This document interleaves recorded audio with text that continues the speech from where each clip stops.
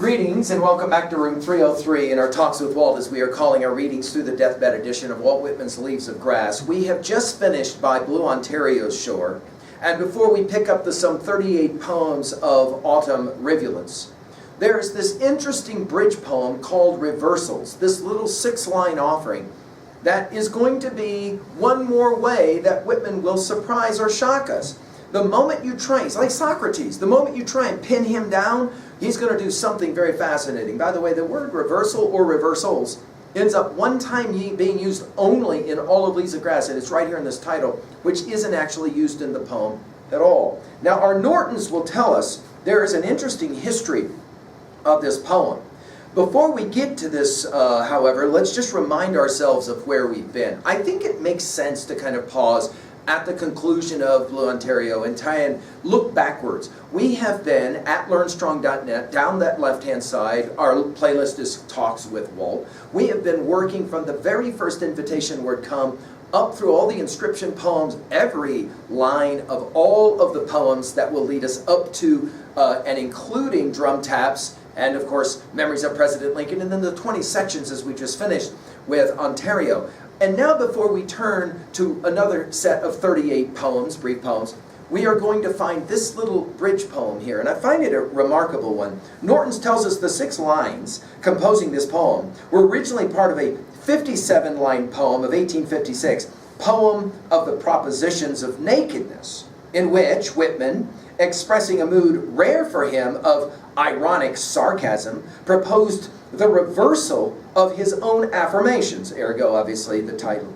This 1856 poem became number 5 at the Democratic Chants of 1860, was again retitled Responde, and we've mentioned this poem already, in 1867, 71, and 76, and then was rejected in 1881, except for Reversals and another 3 lines to be called Transportations. As we look at this poem, notice right away the repetition of the word let 6 times. We're going to finish this reading with going back to Song of Myself, passage 15, where, guess what? The word let will be repeated 6 times. Let's look at the poem. Reversals. Let that which stood in front go behind. Let that which was behind advance to the front. Let bigots, fools, unclean persons offer new propositions. Let the old propositions be postponed. Let a man seek pleasure everywhere except in himself. Let a woman seek happiness everywhere except in herself. Now, there is some of what we're saying here that is clearly a reversal that will make some sense, having read all of thus far Leaves of Grass. There are other lines that will make us sit up and go, wait a minute, what about Blue Ontario passage 2? And we'll obviously look at it in a second. First of all, notice the first line. Let that which stood in front go behind. Notice it's not him, it's or her, it's that. Let that which stood in front go behind. Obviously, readers of Whitman's day would go immediately to their biblical reading of Matthew 20:16. The first shall be last, and the last shall be first. Here we're playing a very similar kind of game. In other words, reversal. Whatever has been the norm now will become something other.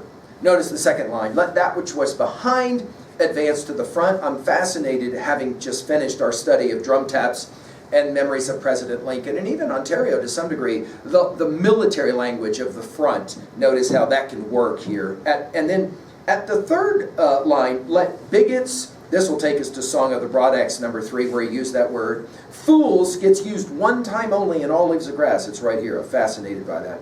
Unclean persons will take us to Song of the Open Road. You'll maybe remember this one, and more particularly passage 10 of Song of the Open Road.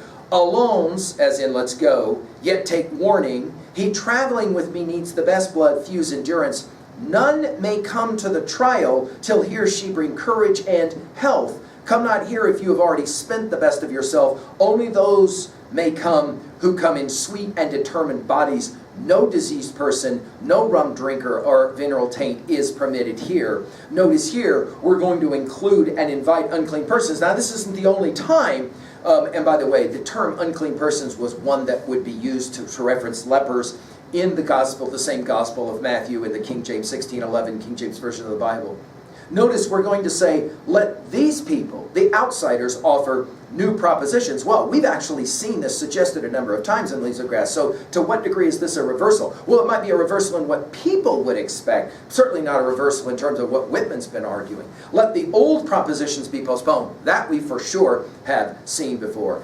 And then finally, to finish, let a man seek pleasure everywhere except in himself. Let a woman seek happiness everywhere except in herself. Of course, the only problem with this idea are the lines that we just worked with in Blue Ontario, passage 2. You will maybe remember that the way he said it was, a breed whose proof is in time and deeds. What we are, we are. Nativity is answer enough to objections. We wield ourselves as a weapon is wielded. We are powerful and tremendous in ourselves. We are executive in ourselves. We are sufficient in the variety of ourselves. We are the most beautiful to ourselves and in ourselves. We stand self-posed in the middle, branching thence over the world, from Missouri, Nebraska, or Kansas, laughing attacks to scorn. Nothing is sinful to us outside of ourselves. Whatever appears, whatever does not appear, we are beautiful or sinful in ourselves only. I mean, go back and look at the lines again. Let a man seek pleasure everywhere except in himself. Let a woman seek happiness everywhere except in herself. And obviously this is diametrically as well opposed to the lines of A Song of Myself, passage 48. I've said that the soul is not more than the body, and I've said that the body is not more than the soul, and nothing, not God, is greater to one than oneself is. So clearly we're playing around with paradoxes here, and it'll be, obviously it's going to be a fun question. What exactly is Whitman saying here? Well, I think at 2a, the power of paradox is clear. That the world is not always what it appears. Think of Swift and Gulliver's Travels. Already at 3a, we can make that connection. And that the old, sooner or later, will be replaced by the new. That is to say, the new is the new. The N-E-W is the K-N-E-W. And 2b, the repetition, the anaphoria of let 6 times, will take us back to Song of the Open Road. And I just want to play that game with you in Song of the Open Road. I mean, you'll remember this in passage 15. Allons, again, the road is before us. It's safe. I've tried it. My own feet have tried it well. Be not detained. Do you remember this repetition of 6? Again, 6 lets. Let the paper remain on the desk unwritten, and the book on the shelf unopened. Let the tools remain in the workshop. Let the money remain unearned. Let the school stand.